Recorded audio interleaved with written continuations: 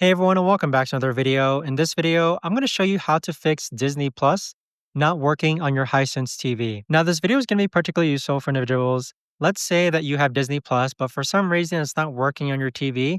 How do you actually go ahead about fixing it? So the first thing that you can do is that you could actually unplug your Hisense TV from the wall outlet, leave it unplugged for about 60 seconds, and then replug it back in. Check and see if Disney Plus then works. The next thing that you can do is that if you go into quick settings and then click on Wi-Fi, which is right over here, and then just make sure and double check to see that you're connected to the Wi-Fi. Sometimes a disconnected Wi-Fi might be the reason why your Disney Plus doesn't work. Additionally, if you highlight Disney Plus and then click and hold the OK button, then click on View Details, you could actually uninstall and reinstall the Disney Plus app and see if that works.